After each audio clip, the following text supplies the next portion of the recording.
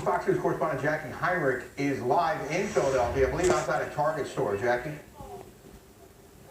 Hey there, Rick. Yeah, there's a group of residents who live in this area, and they have blocked the front of this Target store to prevent it from being looted. You can see there are some people who have a political message out here. A lot of folks that we talked to said that they were unhappy to see the destruction in their communities. There are folks who live in the area, they shop at these stores, that they were not happy to see the destruction that has come to so many neighborhoods. And a lot of these people are out here trying to share a message.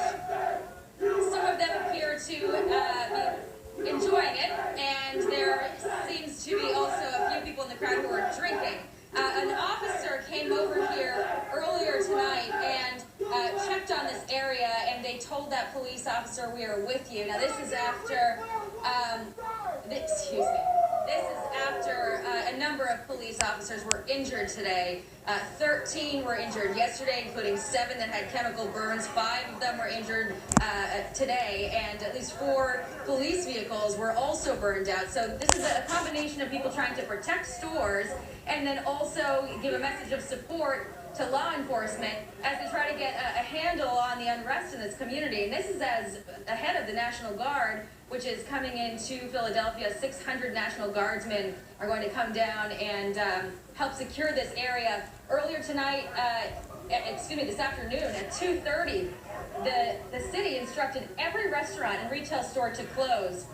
They shut down public transportation. They shut down the Benjamin Franklin Bridge in both directions, trying to get people inside and get them to go home so that they didn't have another night of destruction. And you see people violating that curfew, coming out and protecting their communities. At this particular location, it seems to be a large group with a somewhat of a political message, but also highly motivated to assist police as they attempt to lock down this area. Rick, I'm going to send it back to you. Well, Jackie, I know it's hard to hear and hard to hear yourself over the chants of the crowd behind you, but I got to say, this is one of the most remarkable scenes I've seen since we've been covering this story.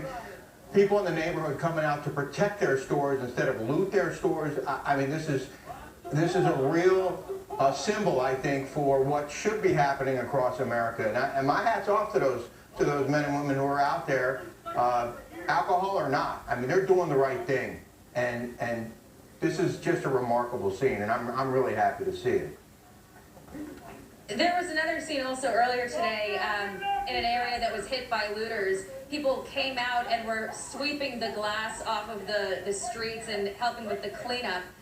So you saw in daylight hours people coming out and trying to just sort of help the community recover, and then at night this sort of second wave of people coming out to protect their community and get involved with what they think is a situation that has spiraled out of control. And a lot of them are President Trump supporters of this particular situation, and he had tweeted earlier today for law and order in Pennsylvania and Philadelphia. And I think that a lot of them heard that message and showed up tonight as well to try to support police as they try to control what's really caused a lot of damage to neighborhoods all over the city. Good for them.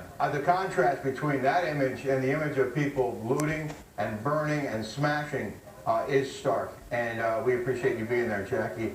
Obviously, the stakes are high for the nation and for the president. The massive rioting hitting as the economy lies ravaged by lockdowns over COVID-19 and with a presidential election just months away.